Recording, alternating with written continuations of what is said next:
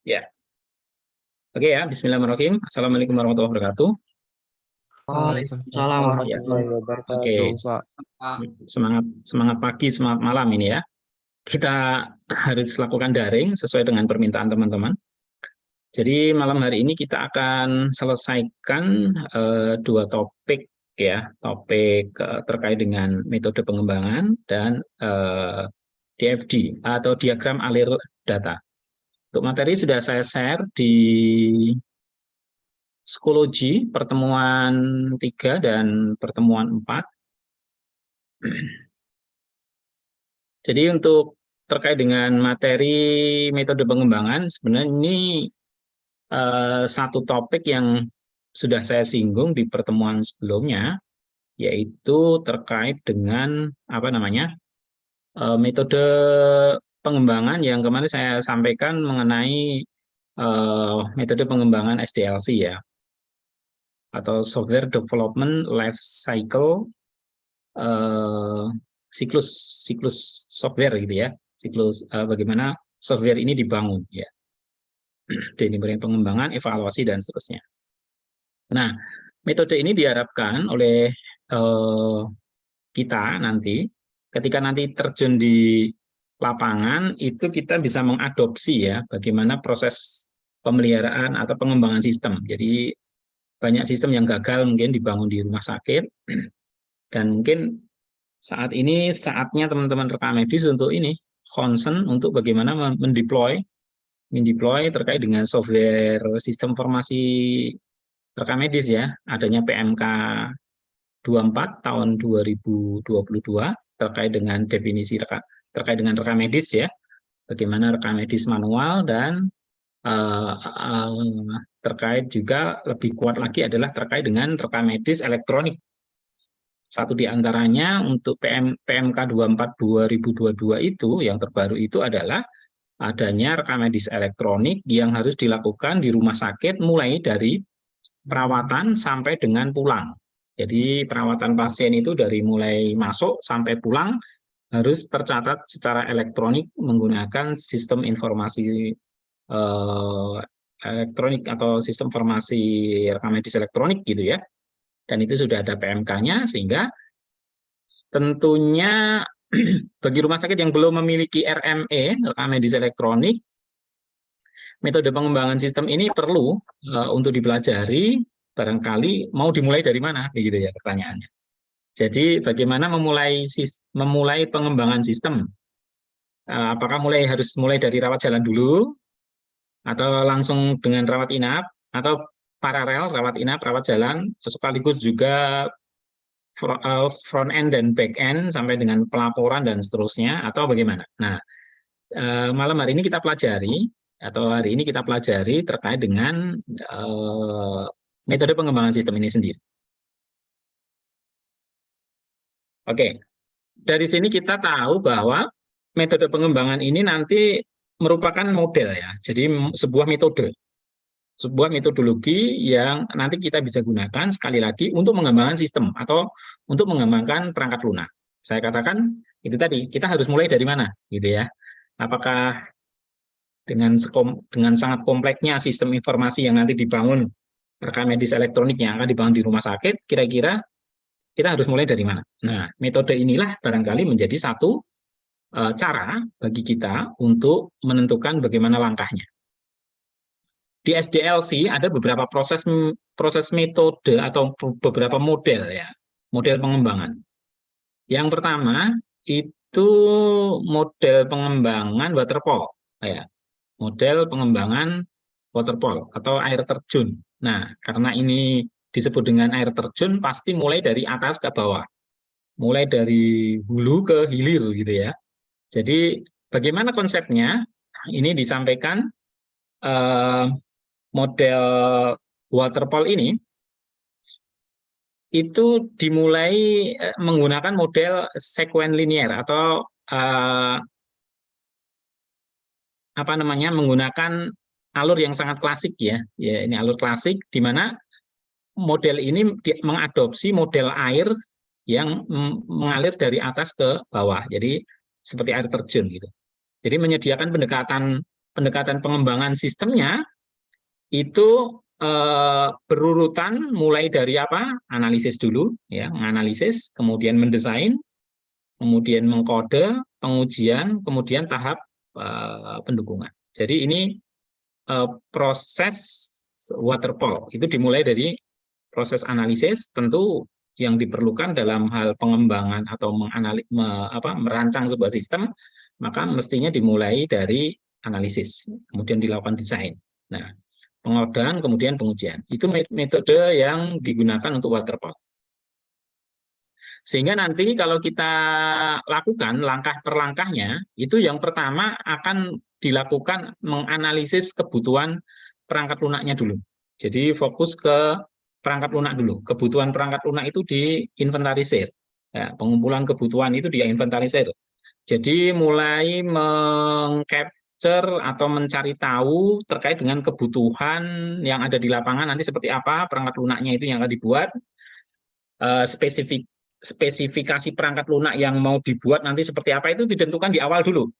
Jadi teman-teman belum menentukan ini, ya perangkat lunak nanti apa yang mau digunakan, ya, menentukan web base atau bagaimana. Jadi kebutuhan perangkat lunak ini dianalisis dulu nanti kebutuhannya. Jangka panjangnya seperti apa itu betul-betul dianalisis sesuai nggak dengan kebutuhan ini kebutuhan user harus disesuaikan dengan kebutuhan user. Kalau itu sudah, jadi kalau itu sudah, misalnya sudah ditentukan, oke, nanti kita menggunakan spesifikasi perangkat lunak yang nanti akan kita gunakan, misalnya adalah menggunakan berbasis client server, ya. Client server sudah ditentukan, sistemnya menggunakan web base itu sudah. Kemudian tahap berikutnya kalau itu sudah masuk ke tahap desain, nah, melakukan desain, ya, mulai membuat desainnya. Pada tahap desain ini berarti kita sedang melakukan melakukan pada metode waterfall, berarti kita sedang melakukan pembuatan program perangkat lunak yang dimulai dengan membuat struktur datanya. Jadi membuat desain struktur datanya. Misalnya kalau data pasien, ya berarti desain struktur datanya bagaimana? Ada jenis kelamin, ada apa gitu ya. Jenis kelamin, umur, kemudian ya jenis kelamin, umur. Nah, kalau ini pasien, data pasien. Jadi ini semuanya didesain struktur datanya.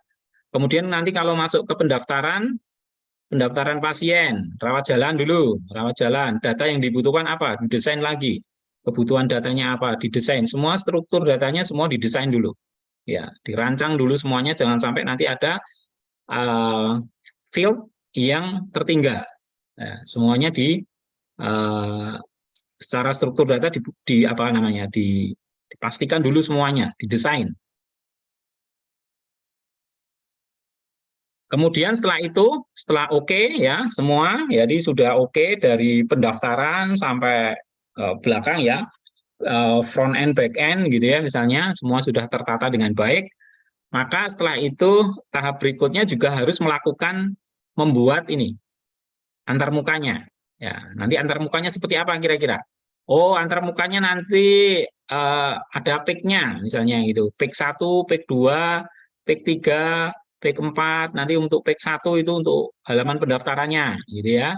Nanti PIK 2-nya apa, PIK 3-nya apa. Jadi dalam satu layar komputer terbagi menjadi PIK misalnya begitu. Nah, halaman. Nah, itu dari mulai juga membuat antarmuka. Termasuk juga prosedurnya. Prosedurnya juga. Misalnya nanti kalau pada saat menuliskan umur nanti akan ada muncul proses penghitungan umur secara langsung, misalnya begitu. Nah, itu prosedur-prosedur seperti ini padahal nanti juga akan ditentukan di awal. Didesain pokoknya. Memang kalau secara teori memang sangat ini ya, sangat detail sekali gitu ya. Tapi ini sangat membantu untuk teman-teman yang ketika melakukan kontrak dengan vendor. Ya, harus detail dengan vendor. Kalau tidak, nanti vendor ngasih, Anda minta A, dia ngasihnya B B gitu ya. Kok berbeda dengan yang kita sepakati dulu? Nah, kalau nggak punya dokumen desainnya di awal dirancang bersama, maka akan ada kemungkinan yang terselip atau yang berbeda dengan yang dibutuhkan. Maka perlu ada sebuah proses desain perangkat lunak di sini. Nah, intinya di sini adalah bagaimana semua kebutuhan yang diinginkan oleh pengguna semuanya tergambar dengan baik dalam dokumen, dalam dihasilkan. Jadi perangkat lunak ini nanti dihasilkan dalam tahap dokumentasi. Jadi bagaimana kita punya dokumentasi terkait dengan peta jalannya apa namanya sistem yang akan mau dibangun, sistem yang mau dibangun. Setelah itu oke, ya setelah itu oke, kemudian pada tahap pengkodean di sini yang dilakukan adalah proses pembuatan ya, tahap pembuatan program ke komputernya gitu ya. Jadi proses pengkodean ini berarti proses bagaimana mentranslasi semua program, semua desain, semua struktur data ke dalam program komputer, yaitu dalam coding gitu ya. Jadi dalam script program aplikasi, script ya. Kalau menggunakan PHP, berarti menggunakan bahasa PHP. Kalau menggunakan Visual Basic, menggunakan bahasa Visual Basic. Kalau menggunakan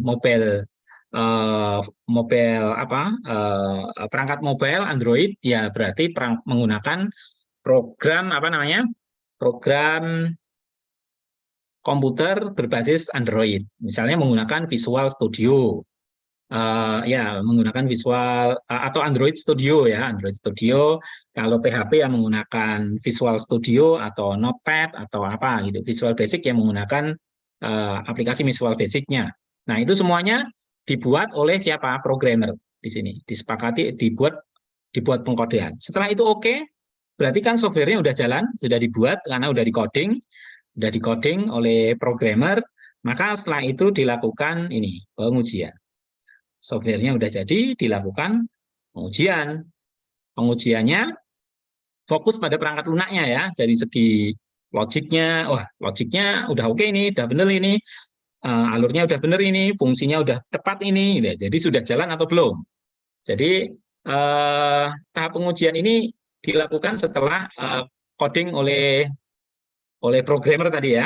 Nah, kalau masih ada error maka perlu diperbaiki mestinya ya. Jadi di sini pengujian ini dipastikan nanti untuk meminimalisasi error-error yang pada saat di launching itu tidak lagi terjadi. Ya, jangan sampai program belum diuji tiba-tiba sudah di launching lah ke mana? ke pengguna gitu ya, ke bangsal, ke rumah sakit, ke unit-unit, akan bisa dipastikan kalau sering error ya akan ditinggalkan nanti. Programnya sering error, nah ya bagaimana mau gunakan gitu ya.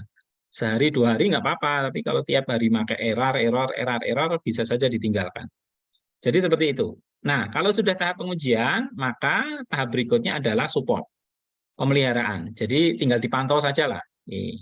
Tinggal dipantau, diimplementasikan, ada proses pemeliharaan yang error-error dideteksi, direkap, ditangani ya, agar pengguna bisa beradaptasi dengan lingkungan yang baru.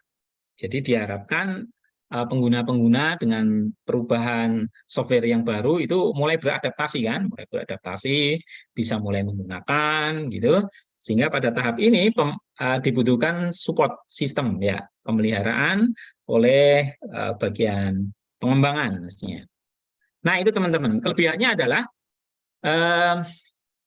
waterfall ini memiliki kelebihan ya, tentu diantaranya adalah keuntungan pengembangan metode waterfall ini dibangun per departemen per departemen gitu ya, dan kontrolnya bisa dilakukan per departemen.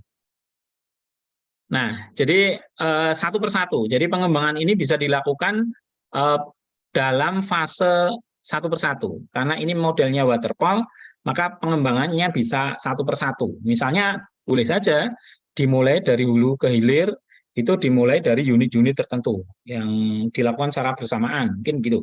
Bisa seperti itu. Tapi intinya nanti pemantauannya, pemantauannya bisa dilakukan per departemen atau per unit. Nah, kualitas sistem tentu juga akan lebih baik karena dilakukan secara bertahap ya tadi ya.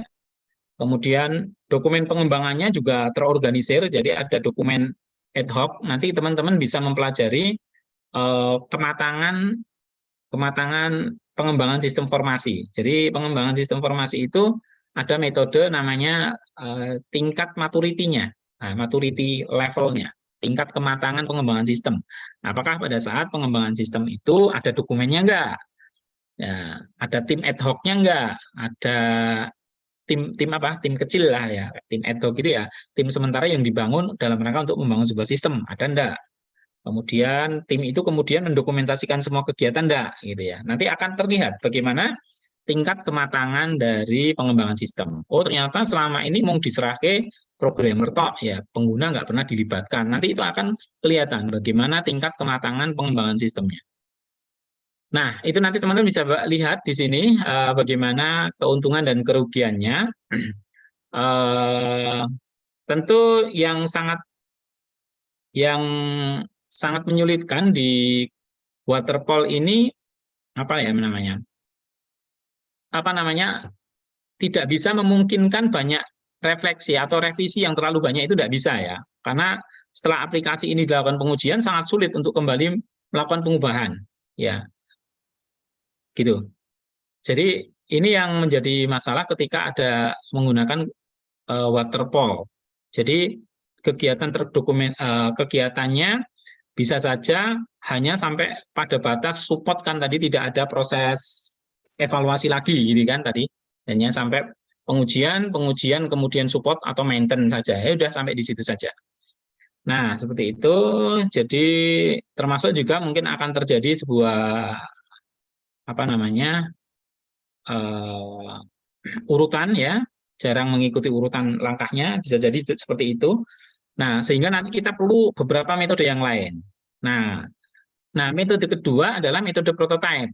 Selain waterfall, ada metode prototype. Metode prototype ini dikembangkan dalam rangka untuk bisa memberikan kebutuhan pengguna yang lebih spesifik ya, kebutuhan pengguna yang lebih spesifik terhadap perangkat lunak yang mau digunakan. Kenapa? Karena ada prototipenya dulu. Ini loh, tak kasih contoh gitu ya.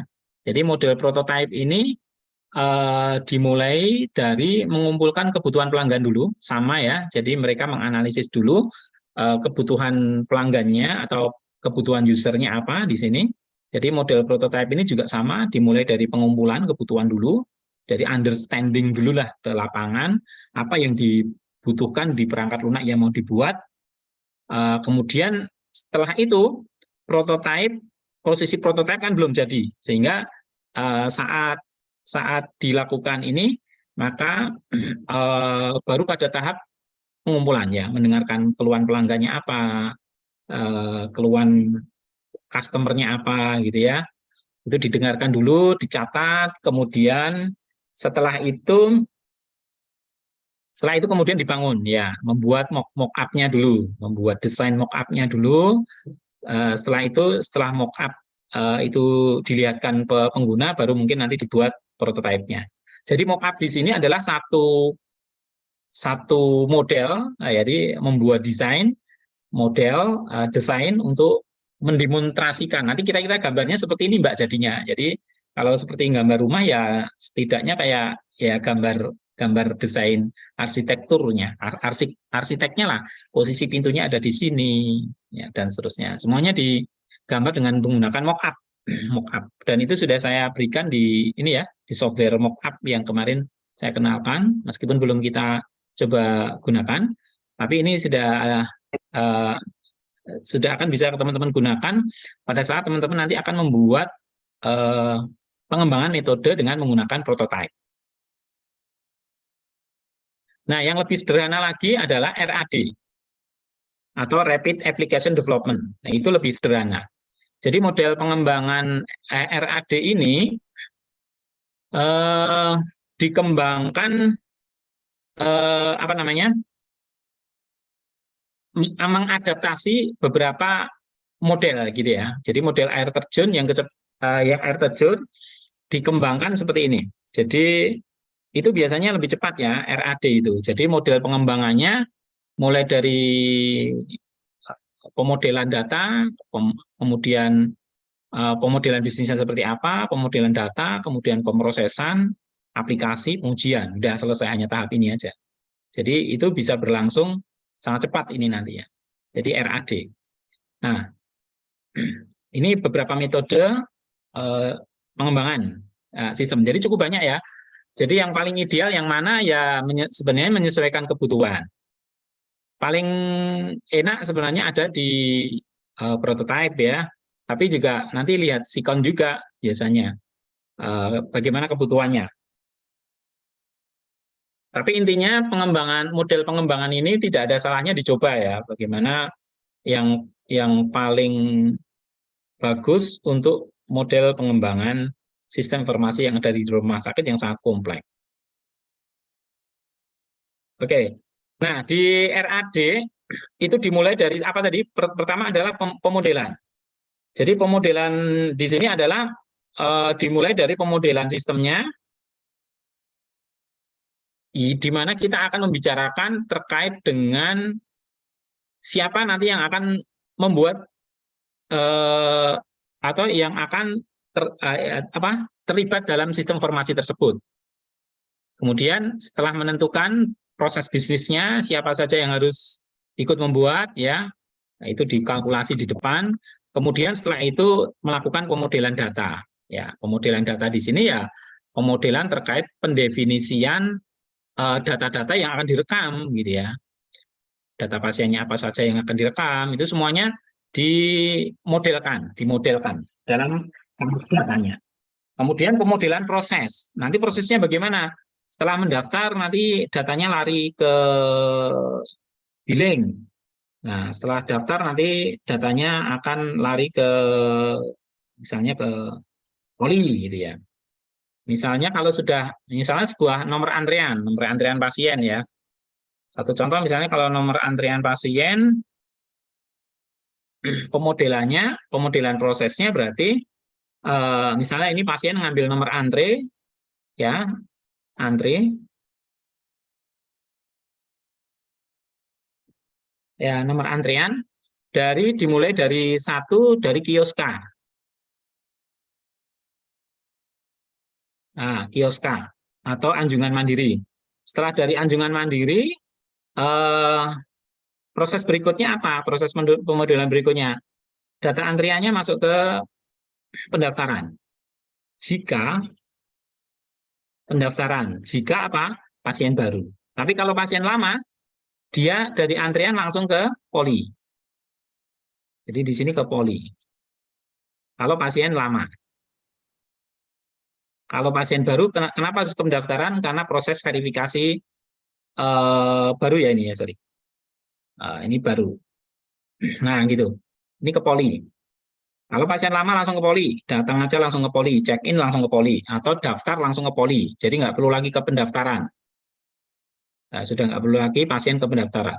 Setelah ke poli, nomor antriannya bagaimana? Belum bisa dibuka di apotek. Jadi kalau ini ada apotek atau kasir di sini, maka data antrian pasien ini misalnya apotek, di sini kemudian kasir, data antrian pasien yang tadi kunjungan belum muncul di sini, nggak boleh muncul di sini. Ya, belum boleh muncul di sini karena tasnya belum dilakukan pemeriksaan di poli gitu ya. Kalau ini sudah dilakukan pemeriksaan di poli sudah selesai, nah ke apotek. Nah, ke apotek. Itu. Setelah ke apotek, dia dapat resep, baru kemudian data dari apotek masuk ke kasir. Gitu ya, nomor antriannya. Jadi itu bertahap ya. Proses pemodelan seperti itu. Itu harus betul-betul didefinisikan gitu ya, dimodelkan. Kalau tidak, nanti misalnya teman-teman kalau punya 500 antrian, ini yang mau dipencet yang antrian berapa ya gitu ya. Jangan-jangan nanti apotek nomor antrian yang paling akhir malah dipencet gitu ya. Padahal pasien tersebut belum pernah dilakukan atau belum selesai dilakukan pemeriksaan di poli gitu ya. Jadi Konsepnya harus seperti itu, teman-teman. Pemodelan proses itu. Sebegitu rumitnya atau sebegitu detailnya harus kita pikirkan secara logis bagaimana proses dari bisnis yang akan berjalan. Ya, harus kita definisikan betul. Karena hal seperti ini akan menjadi bingung bagi teman-teman pengguna, gitu ya. Misalnya kalau biasanya saya kasih warna, gitu ya. Kalau ada data baru, warnanya ini, gitu ya. Kalau sudah dilakukan tindakan atau inputan data, warnanya berubah menjadi warna lain, gitu ya. Kalau datanya belum diisi, mungkin warnanya merah. Kalau datanya sudah terisi, misalnya RM1-nya sudah terisi, warnanya hijau. Oh, berarti kalau warnanya hijau, oh ini tadi sudah saya entrikan, gitu ya. Jadi pengguna nanti sudah tidak lagi perlu mengingat-ingat prosesnya, gitu ya. Bisnis prosesnya nggak perlu diingat. Dan ini dipetakan ya, dipetakan pada tahap pemodelan proses. Setelah itu oke, Mas, nanti saya mintanya tahapannya begini loh ya. Nggak boleh nanti tiba-tiba nggak boleh nanti saya tiba-tiba nomor antriannya langsung keluar di kasir, nggak boleh, jangan. Berarti harus bertahap keluarnya gitu. Oke, kalau sudah disepakati begitu, kemudian dilakukan proses pembuatan aplikasinya. Nah, tahap D-nya, pembuatan aplikasinya. Karena sudah ada kesepakatan, proses bisnisnya sudah sangat jelas. Kalau sudah dibuat, setelah pembuatan aplikasi sudah oke, maka kemudian dilakukan pengujian. Benar nggak sesuai dengan yang semula dipetakan, dari mulai pemodelan data, pemodelan sistemnya, pemodelan data, pemodelan proses, pembuatan, sampai pengujian. Nah, itu metode ketiga. Metode keempatnya adalah metode iteratif. Ini mengkombinasikan beberapa metode ya, atau beberapa proses pada model air terjun dan prototype. Jadi ada kombinasi lah gitu ya. Nah, model ini cocok untuk pengembangan turnover ya, untuk staf yang tinggi. Nah, coba kita lihat model iteratif itu seperti ini. Jadi prosesnya ya sebenarnya hampir sama sih. Semuanya pasti dilakukan melalui proses analisis dulu. Analisis, desain dulu, kode, baru uji coba gitu ya. Jadi konsepnya seperti ini. Jadi analisis, desain, kode, decoding, dibuat, kemudian diuji coba. Makanya kadang-kadang ada ini ya, proses uji coba ini kadang-kadang kalau beberapa software yang aplikasinya besar biasanya butuh ambassador untuk melakukan pengujian ya, untuk melakukan pengujian sistem sebelum di launching. Oke, itu yang ini metode interaktif. Kemudian metode spiral ya, metode spiral ini bentuknya lingkaran gitu ya. Jadi model pengembangan sistem yang dilakukan menggunakan memadukan ya, memasangkan interaktif, prototype, termasuk juga air terjun. Jadi menyediakannya spiral seperti ini. Nah, jadi kalau model spiral begini, kita bisa kembangkan model spiral ini, contohnya ketika kita membangun sebuah sistem, itu misalnya dimulai dari ini dulu, pendaftaran, sampai di sini pendaftaran jalan, lanjut ke pendaftaran rawat jalan, rawat inap, apalagi gitu. Jadi ini. Jadi yang terakhir nanti bagian paling tengah adalah bagian akhir yang akan dikembangkan. Gitu. Gitu. Jadi mulai dari yang paling kecil dulu, sistem yang paling kecil apa gitu ya. Yang paling mudah dulu dikembangkan. Jadi nggak tiba-tiba langsung seluruh sistem subsistem ya.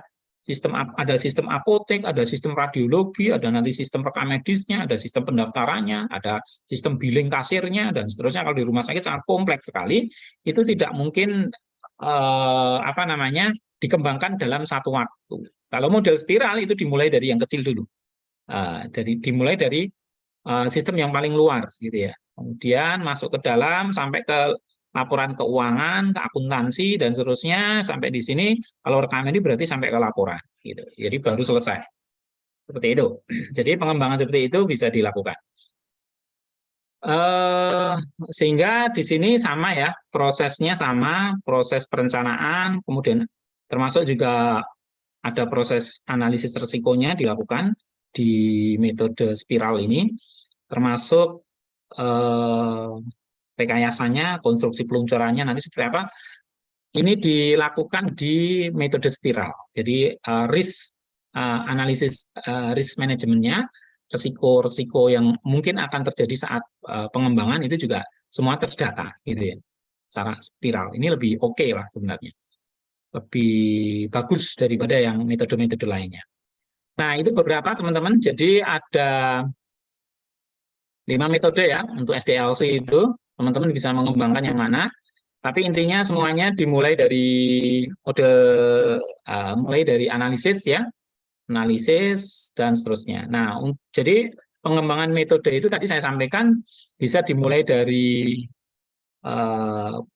prototipe itu bisa bersama-sama ya. Jadi prototipe pendaftaran rawat jalan, prototipe pendaftaran rawat inap, prototipe apa nanti gabung menjadi satu. Tapi kalau teman-teman menggunakan spiral, model spiral itu nggak bisa. Nggak bisa teman-teman langsung membuat bagian akhir, itu nggak bisa. Harus nunggu dari data paling depan dulu. Struktur datanya ditentukan dulu di pendaftaran seperti apa struktur datanya. Jadi struktur datanya harus struktur data paling akhir nanti di sini itu sumber datanya semuanya dari depan dulu. Nah, nggak bisa parsial, nggak bisa. Yang mungkin bisa parsial adalah yang prototype, gitu ya. Prototype bisa dilakukan secara parsial. Waterfall juga nggak bisa ya. Waterfall itu dari atas ke bawah. Itu juga nggak bisa. Harus mulai dari pendaftaran dulu, kemudian tahap berikutnya ke rawat inapnya, rawat jalan, rawat inap, dan seterusnya nggak bisa. Jadi pengembangan metode seperti itu harus nunggu yang atas dulu selesai, baru yang bawah, gitu ya. Kalau di sini yang luar dulu selesai, baru yang terakhir apa, back end-nya apa, gitu ya. Jadi prosesnya seperti itu, metode spiral. Nah, oke teman-teman, itu ada pertanyaan dulu mungkin tentang pengembangan atau metode pengembangan sistem. Ini nanti untuk jurnalnya cukup banyak ya. Saya berharap teman-teman membaca jurnal. Nanti satu saat kita diskusi tentang jurnal yang teman-teman bisa cari jurnal penelitian yang terkait dengan pengembangan sistem informasi. Cukup banyak, prosesnya nanti seperti apa, nanti akan tergambar betul di jurnal penelitian yang nanti teman-teman akan dapatkan. Nanti kita jadikan sebagai tugas saja ya untuk pencarian artikel jurnalnya. Ya nanti teman-teman ada gambaran, berarti kalau saya menggunakan prototipe, pengembangan sistem informasi rumah sakitnya, hasilnya seperti apa ya? Nanti akan kelihatan di sana. Pak, bertanya Pak. Oke, silakan. Izin bertanya Pak. Contoh dari kesalahan kecil yang akan menjadi besar dalam pengembangan sistem itu seperti apa Pak? Ya, kesalahan kecil yang bisa menjadi besar sebenarnya kesalahan pada saat penentuan ini ya, analisis sebenarnya. Hal yang paling krusial sebenarnya pada perencanaan. Ya, proses perencanaan itu menjadi hal yang sangat krusial betul. Jadi terutama untuk masalah struktur data, terutama untuk masalah struktur datanya. Nah, struktur data yang salah, jadi desain di sini ya, proses desain pada struktur data, misalnya lah, contoh kecil ya, misalnya Anda membuat RM1. RM1 itu sudah mulai kompleks kan ya.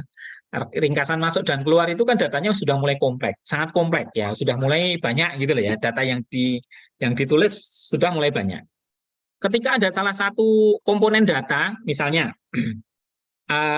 di dinas kesehatan, misalnya di dinas kesehatan, makanya untuk memulai analisis dan desain ini, teman-teman harus melihat laporan-laporan yang nanti dibutuhkan oleh pengguna. Contohnya misalnya, teman-teman nanti pada saat membuat rumah sakit ingin membuat laporan, ada laporan namanya laporan morbiditas, laporan mortalitas begitu ya.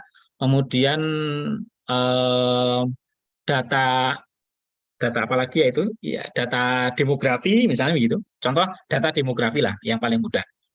Data demografi itu kalau teman-teman data demografi itu mengenai data apa ya? Demografi. Demografi itu berarti data yang nanti akan menyajikan informasi mengenai apa?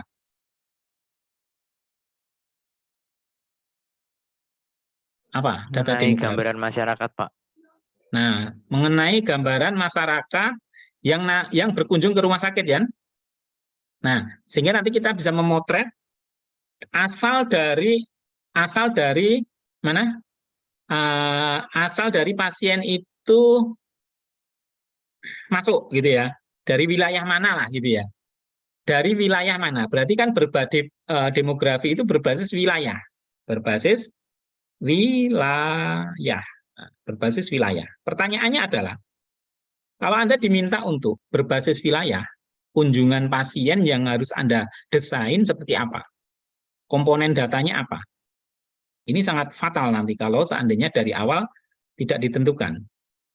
Jadi proses desain untuk bisa menampilkan data kunjungan pasien berdasarkan wilayah. Berarti Anda harus menyertakan atribut apa di data pasien.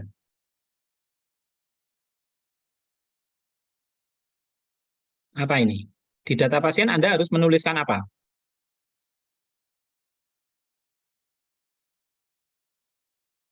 Tempat tinggal, Untuk bisa Pak. mengeluarkan data wilayah. Tempat tinggal, masuk alamat, nonton itu, Pak. Iya, betul, alamat. Alamat itu kan komposit. Kalau alamat saja apakah bisa?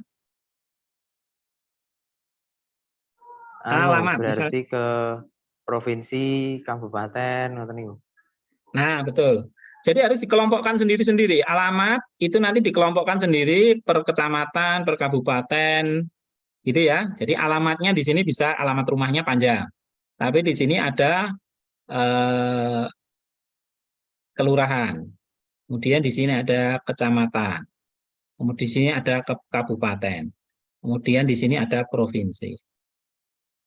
Kalau sejak awal teman-teman nulisnya ini aja, di pendataan data pasien, alamat saja, pada saat desain hanya seperti itu, maka ketika diminta untuk membuat data demografi, pusing ini. Karena Anda tidak tersedia datanya di sistem. Gitu. Yang penting datanya dulu. Kalau tampilan, report itu sebenarnya urusannya lebih mudah dibandingkan urusan database-nya, desain struktur datanya.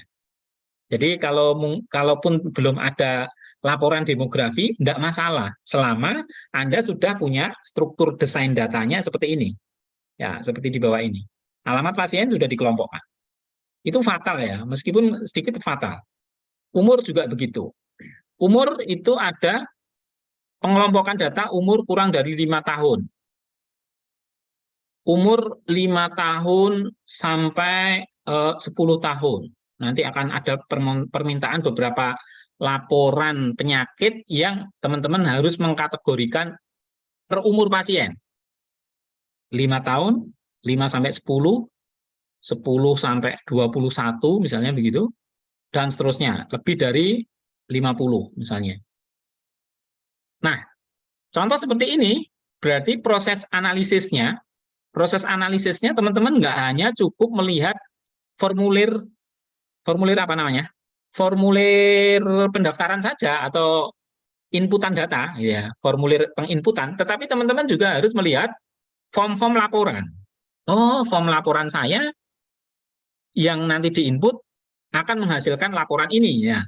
Nah, kalau saya biasanya basisnya dua, inputnya kayak apa, outputnya seperti apa. Proses itu kan bagiannya sistem ya. Proses itu nanti yang melakukan sistem. Jadi teman-teman lihat, oh ternyata ada laporan yang modelnya ini. Ada laporan yang nanti diklasifikasikan, pembagian kelompok, misalnya kolera, penyakit kolera yang umurnya di bawah 5 tahun jumlahnya ada berapa orang. Yang 5-10 tahun berapa, yang 11 sampai 21 berapa, lebih dari 51 totalnya berapa per periode kunjungan. Nah, contoh seperti itu berarti Anda harus mendesain struktur data pada apa ini? Pada apa teman-teman? Pada data apa? Data pasien, data pemeriksaan, data kunjungan, data apa? Data yang mana? Desainnya ada di data mana? Kunjungan, Pak. Ya, data kunjungan, boleh. Jadi data kunjungan itu selalu berubah ya. Bisa kunjungan hari ini umurnya 5 tahun, besok 6 tahun. Nah, di data kunjungan teman-teman harus melengkapi ini. Caranya bagaimana? Berarti ya sudah tinggal masukkan ada kunjungan di sini. Kunjungan. Jadi data kunjungan di sini nanti akan ada nomor kunjungan atau no registrasi, nomor RM, berapa, tanggal kunjungannya berapa gitu kan. Tanggal kunjungan, setelah itu umur, bulan, tahun. Nah, umur bulan artinya kalau 00000001 dia kunjungan hari ini tanggal berapa ini? Tanggal hari ini ya. Umurnya Pak, hari ini ya, umurnya hari ini adalah ini hari ya, sorry. Hari 1 hari 2 bulan 10 tahun. Nah, gitu. Jadi nanti teman-teman bisa membaca ini. Masuk ke sini. Nanti orang kedua 00002 tanggal hari ini, kemudian dia umurnya 0 hari, 0 bulan, 5 tahun. Nah, gitu. Berarti ini nanti masuknya juga ke sini, gitu ya. Ya, gitu. Jadi umur ini tidak ditulis di data pasien. Selain di data pasien, juga ditulis di saat kunjungan, gitu. Nah, coba bayangkan kalau teman-teman pada saat data kunjungan, nomor register tidak menyertakan umur pasien, tapi umur pasien membaca di data masternya pasien. Kacau, teman-teman nggak punya data, gitu ya. Jadi data kunjungan itu mestinya dicatat di sana saat kunjungan dia umurnya berapa, gitu. Jadi tidak mengambil data umur dari pasien, meskipun umur, bulan, tahun pasien itu ada di data pasien, punyanya pasien ya. Tetapi pada saat kunjungan kan teman-teman melakukan itu gitu ya, karena umur itu berjalan dinamis gitu ya, sehingga nah ini hal-hal yang fatal seperti ini teman-teman. Kalau ini analisis datanya, analisisnya, desainnya tidak matang di awal, tiba-tiba wis pokoknya ini langsung dilakukan pengkodean dan pengujian, begitu diminta laporan eksternalnya ternyata bentuknya seperti ini, bongkar rumah. Kalau desain ulang lebih sulit, malah gampang apa? Lebih mudah ganti anyar wae nek ngono gitu. Ganti baru aja lah gitu. Apalagi datanya kurangnya banyak. Jadi memperbaiki itu kadang-kadang lebih susah, biayanya lebih banyak daripada membuat baru kadang-kadang. Kecuali kalau memang hanya sekedar pengembangan. Nah, itu pilihan-pilihan yang kemungkinan terjadi, Mas ya. Jadi seperti itu hal yang kecil sebenarnya, tetapi fatal nanti akan terjadi di belakang. Nah, karena ini terkait dengan data ya, nggak bisa main-main terkait dengan data elektronik itu nggak bisa main-main gitu ya, karena semakin detail catatan kita, semakin bagus rancangan kita akan bekerja menggunakan sistem informasi, itu jauh akan lebih baik, lebih enak, dan lebih ringan dibandingkan ketika kita bekerja secara manual. Oke, ada yang lain mungkin? Baik, Pak. Terima kasih, Pak. Oke, Mas Ahsan ya, Mas Ahsan ini tadi ya. Iya, Pak. Oke. Ini teman-teman isanya nanti aja ya, berarti kita lanjut dulu ke topik berikutnya, biar nanti jam 8 selesai. Ini kita teori dulu aja. Kita masuk ke topik terkait dengan setelah metode pengembangan, kita masuk ke diagram alir ya, atau diagram alir data. Ya, diagram alir data. Nah, ini juga sangat penting ya. Nanti kita buat DAD ini. Jadi kita pelajari mengenai DAD. DAD atau diagram alir data. Jadi ini kita mempelajari terkait dengan bagaimana data tersebut mengalir, gitulah intinya. Jadi bagaimana kita bisa menggambarkan proses data tersebut mengalir dari user A ke user B, use case A ke use case yang lain gitu ya. Jadi kita nanti akan menggambarkan terkait dengan proses dan keluaran sistem gitu ya, terkait dengan data itu sendiri.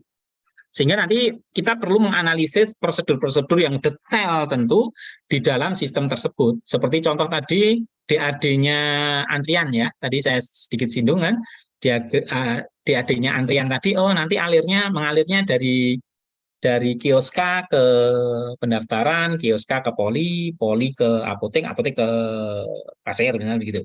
Nah itu diagram alir yang nanti harus kita gambarkan dalam use case pengguna. Ya, kapan pengguna itu akan mendapatkan data dari pengguna lain gitu ya. Jadi DAD ini nanti kita juga bisa definisikan sebagai apa ini? Kita blok dulu. Jadi DAD ini kita bisa sampaikan juga terkait dengan ini. Data ini berpindah di dalam satu organisasi. Jadi data ini pindah dari mana ke mana sih? Sebenarnya nggak berpindah ya, tapi gambaran kita itu sebenarnya ya berpindah sih. Bisa bentuknya replikasi data atau status data. Jadi misalnya kalau status datanya belum yes, ya belum tampil punyamu, gitu. Sehingga itu mengalir di datanya. Oh, kalau datanya sudah yes, berarti punyamu ada, gitu ya.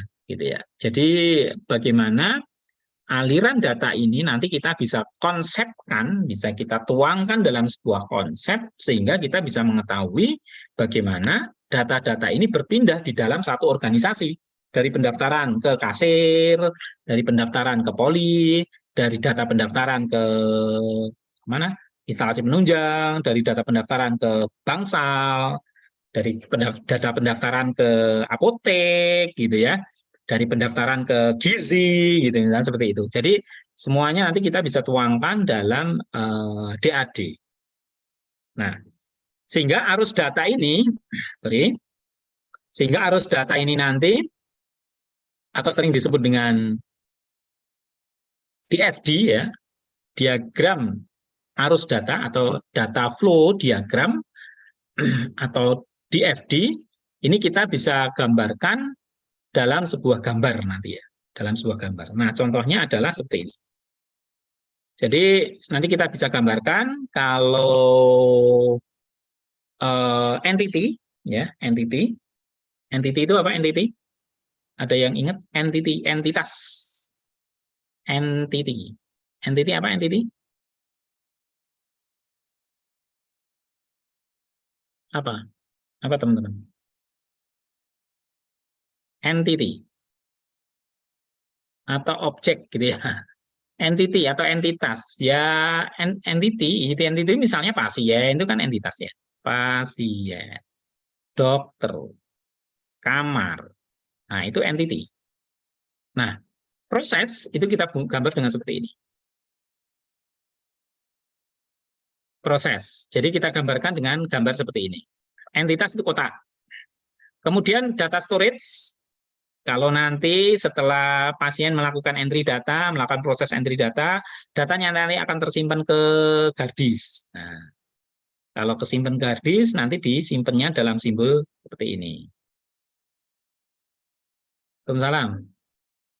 Ya, oke. Jadi nanti kalau sudah masuk ke harddisk, maksudnya ke data storage ya, berarti setelah ini datanya disimpan dulu. Gitu. Nah, itu digambarkan dalam data storage. Ada yang bocor nih.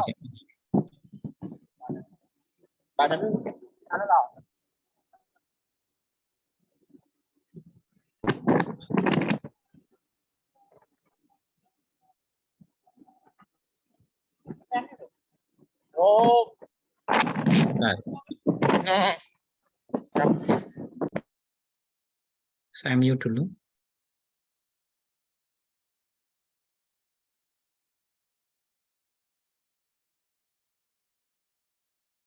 Ya, oke ya, kembali ya.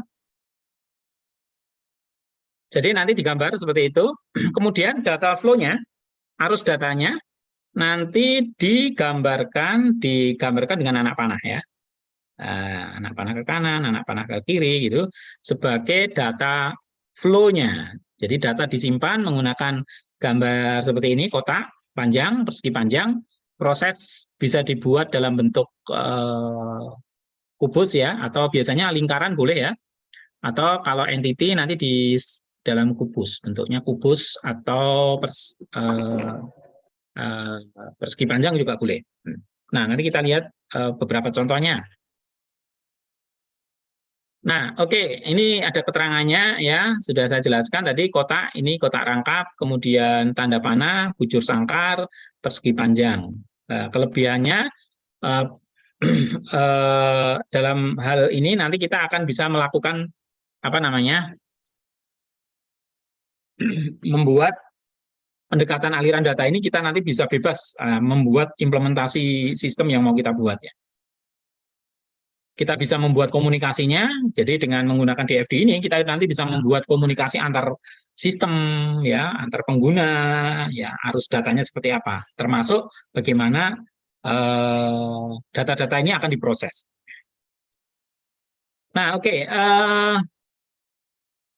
untuk diagram alir data itu kita bisa kategorikan dalam aliran data logik dan fisik. Yang logik itu nanti memfokuskan bagaimana sistem itu nanti beroperasi.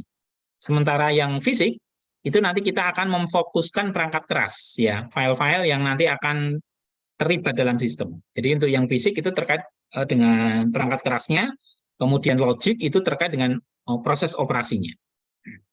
Nah, gambar aturan main dalam melakukan gambar DFD itu diantaranya adalah satu, dalam DFD tidak boleh menghubungkan external entity dengan external entity secara langsung. Misalnya apa? Pasien langsung dengan dokter, nggak boleh ya.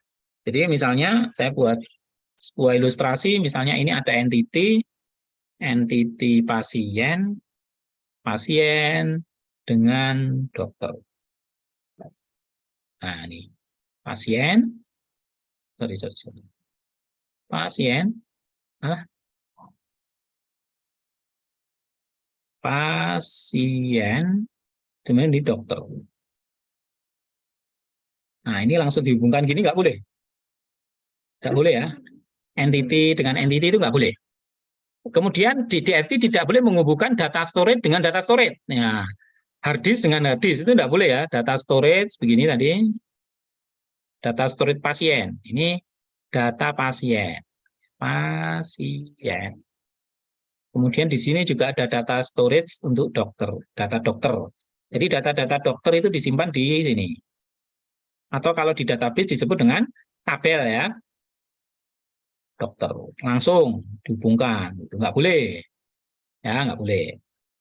Kemudian DFD tidak boleh menghubungkan data storage dengan entity secara langsung. Nggak boleh. Jadi ini langsung ke sini juga nggak boleh. Gitu ya. Nah, sehingga bagaimana nanti caranya? Jadi setiap proses harus ada data flow-nya. Nah, masuk data dan keluar datanya nanti harus ada dulu. Jadi harus melalui proses. Di sini harus ada kotak prosesnya dulu. Nah, kotak proses tadi ya, seperti ini tadi. Nah, harus ada prosesnya atau lingkaran lah gitu ya.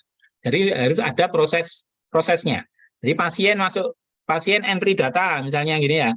Kita gambarkan misalnya saya hapus dulu. Nah, misalnya nanti ketika kita membuat sebuah arus data, use case-nya pasien. Use case-nya ini pasien menginput data, misalnya ini pendaftaran, mana ya lingkarannya ya? Oh, ini kebetulan lingkaran tidak ada. Oke, saya pakai ini lingkaran. Di sini registrasi. Ini registrasi. Ini ada pasien. Pasien melakukan ini pendaftaran atau registrasi. Nah, di sini dihubungkan kan melalui proses. Nah, gitu. Melalui proses ini registrasi. Nanti di sini berarti dari data ini akan masuk ke storage data pasien. Nah, harus seperti itu ya. Nah, gitu. Nanti pada saat pendaftaran ini dilakukan, dia mungkin akan ngambil data dari sini. Jadi, ini kembali ke sini dulu, terus ini ke sini untuk dilakukan pendaftaran misalnya. Nah, jadi konsepnya seperti itu. Nanti lebih jelas, nanti kita akan coba buat nanti dengan kasus membuat sebuah konsep, membuat sebuah diagram arus data. Ini untuk diketahui dulu saja simbol-simbolnya ya. Jadi setiap proses harus ada data flow yang masuk dan data flow yang keluar. Jadi tadi saya anak panahnya harus 2 ya, keluar masuk, harus ada keluar masuk datanya. Nggak boleh lebih dari 2 ya. Jadi kebanyakan biasanya datanya banyak gitu ya. Jadi tadi gambarnya itu anak panahnya mana tadi? Misalnya gini, anak panahnya dari proses, dari kotak, ke sini kotak, ini hanya harus ada proses input, ini masuk ke sistem, keluar dari sistem, ya harus begini saja gitu ya.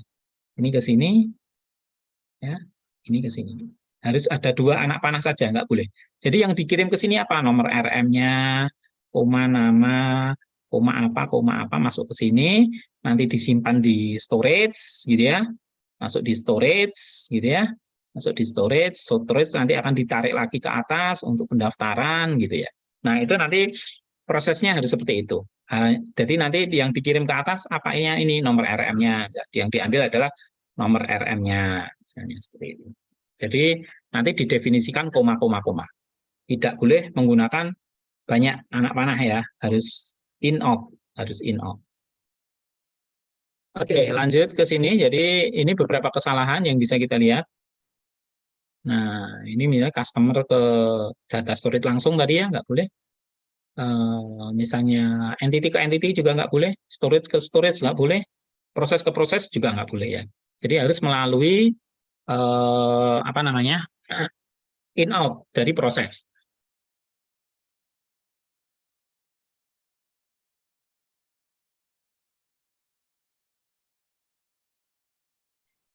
Oke, kemudian pada proses pembuatan diagram alir data itu kita nanti akan mengenal diagram konteks.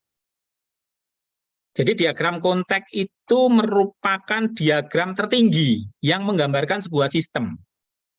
Jadi kalau nanti kita membuat desain rumah sakit gitu ya, kita harus tahap pertama membuat diagram konteksnya dulu.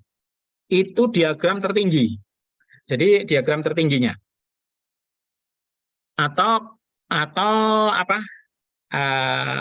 Ya apa? Desain paling utama lah, desain utama lah gitu. Jadi desain utamanya. Jadi mungkin hanya di sini ada tulisan sistem SIRS gitu ya. Sistem Informasi Rumah Sakit. Nah, ini seperti ini. Gambarnya nanti mungkin sangat sederhana saja, hanya beberapa saja entity yang terlibat gitu ya. Hanya mungkin ada 4 atau berapa. Nah, dari data yang paling tinggi ini nanti dipecah lagi, misalnya di sini ada proses pendaftaran. Nah, di proses pendaftaran ini didetailkan dalam bentuk diagram DFD level 1, level 0 ya. Level 0. Jadi nanti pendaftaran pasien itu digambarkan dalam diagram level 0. Ya, diagram level 0 khusus membahas mengenai pendaftaran. Nanti misalnya di sini ada pemeriksaan, ya khusus membahas soal pemeriksaan, aliran data pemeriksaan. Kalau di sini ada billing keuangan, ya nanti terkait dengan data billing keuangan. Itu masing-masing digambarkan dalam diagram level 0 atau diagram 0 ya, menggambarkan detail dari diagram konteksnya. Gitu ya. Sehingga nanti diagram level 0 ini akan bisa mengetahui proses dari kegiatan yang dilakukan per unit kegiatan lah gitu ya. Jadi ada diagram konteks itu keseluruhan yang paling besar, kemudian dibuat kemudian diagram level 0. untuk mendapatkan proses terkecil dari masing-masing unit, menggambarkan masing-masing unit. Nah, seperti itu. Oke, ini cukup saya pikir ya. DAD-nya membuat sebuah daftar tentang kegiatannya, termasuk itu ya.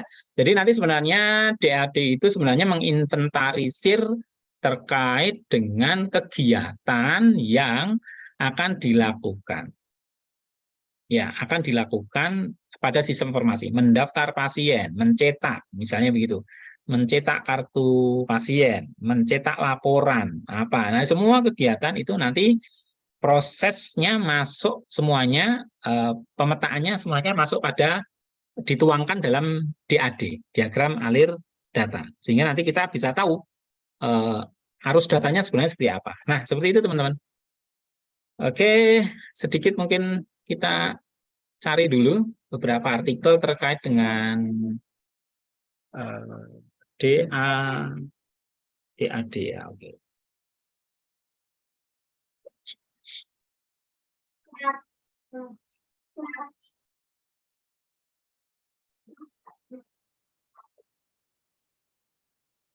Ya, saya tadi nggak menyertakan beberapa contoh. Nah, ini contoh ya. Contoh DAD. DAD atau mungkin kita sebelum DAD, sebelum itu kita lihat dulu diagram konteks rumah sakit. Nanti di jurnal penelitian cukup banyak ya. Nah, ini ya contoh diagram konteksnya. Ini diagram konteks yang kita bisa lihat. Sorry.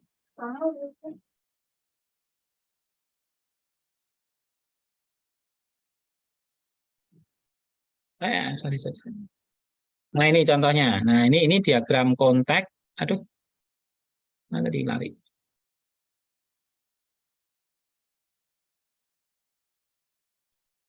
Ya, diagram konteks mengenai sistem informasi klinik, gitu ya. Jadi ada data pasien, data apa, semuanya masuk ke sini. Nah, ini.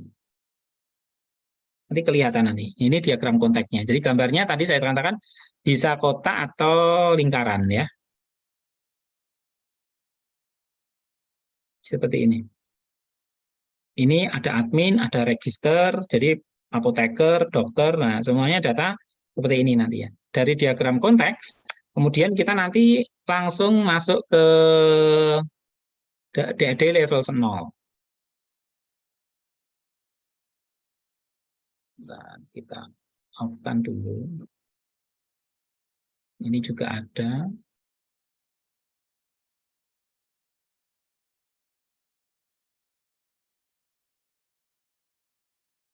Sebentar.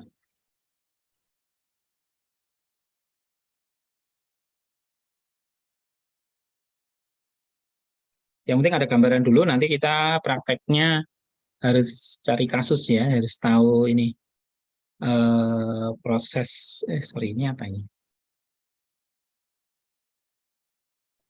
Nah ini. Ini DFD-nya ya. Sistem informasi klinik. Nah, ini level berikutnya ya. Jadi ada namanya. Jadi nanti prosesnya sistem informasi klinik seperti apa, nanti kemudian pada saat pendaftaran pasien ya. Pada saat pendaftaran pasien kita bisa menentukan DFD level 1, DFD level 0 atau level 1 atau level 2. Semakin besar levelnya berarti semakin detail, mendetailkan kegiatannya. Jadi misalnya di sini tadi kan hanya seperti ini ya, ada pasien klinik, rekam medis klinik, kemudian disimpan gitu kan. Hanya menggambarkan seperti itu aja diagram DFD-nya ya, diagram konteksnya. Kemudian nanti level satunya nanti detailnya seperti ini. Jadi pasien mendaftar ke daftar pasien, dia pasien lama atau pasien baru masuk bagaimana. Nah, ini contoh saja. Tapi ada beberapa, mungkin ada beberapa koreksi ya, ini beberapa kayaknya ini tidak standar ini kalau nggak salah. Ini nggak standar ini. Nanti saya carikan beberapa contoh yang nanti akan kita jadikan sebagai kasus untuk pengembangan atau desain DFD-nya.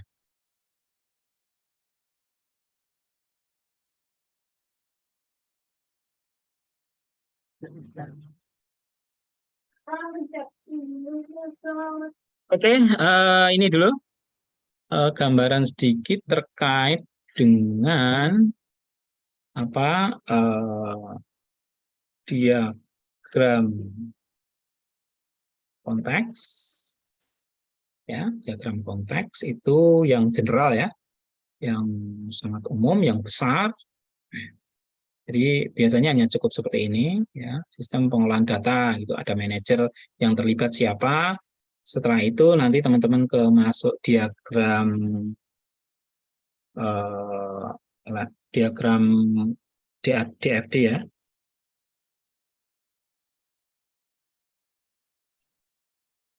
Level 0. Nah, nanti DFD level 0 mungkin sudah mulai banyak proses di sana ya. Banyak proses seperti ini. Nah, nanti kita bisa pelajari bersama nanti lebih lanjut terkait dengan ini pada saat mungkin saya berikan contoh nanti untuk pembuatannya. Oke, ini dulu teman-teman terkait dengan DAD, diagram alir data.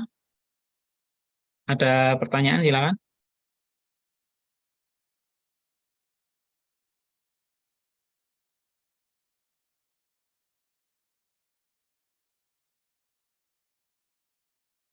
Silakan, ada yang mau bertanya? Sudah capek ini, sudah malam. Belum ada, Pak. Mbak Dinda belum ada. Oke, yang lain silakan. Belum, Pak. Belum. Lirik-lirik ya. Oke, Mas siapa ini di sini? Hermawan di sini ya, Hendrawan. Hendrawan. Iya, Pak. Nah, gimana Mas? Mas Nur? Belum ada, Ada Pak. yang cukup jelas ya mungkin ya? Iya, Pak. Insya Allah. Ya, jadi nanti kita membuat, intinya sih kita hari ini fokus pada analisis, desain. Setelah kita kuasai itu, kita tuangkan dalam peta. Petanya itu diagram konteks, gitu ya, diagram konteks. Diagram konteksnya. Jadi teman-teman kalau mau membangun sebuah sistem rekam medis ya harus tahu ceritanya dulu. Kalau nggak tahu ceritanya, nanti alirannya data bagaimana ya bagaimana gitu ya. Arus datanya belum mengetahui gitu. Jadi memang harus betul-betul SPRM teman-teman itu dikuasai ya. Pak, data dari sini nanti kan rekam medisnya masuk poli, Pak. Nah, berarti kalau masuk poli, kalau rekam medis elektronik, berarti data bisa diakses oleh poli. Tapi kan dokternya hanya tertentu, Pak. Ya, dokter DPCP saja, Pak. Sementara di sistem kan dokternya banyak. Oh, berarti ada proses privilege nanti, ada proses pembatasan, constraint. Nah, itu bagaimana prosedurnya? Nah, itu harus dituangkan dalam sebuah sistem. Nah, itu lebih lanjut. Itu kita baru desain ya, belum. Kalau implementasi sih sebenarnya lebih mudah sih ya. Selama gambarnya jelas, diberikan ke mana?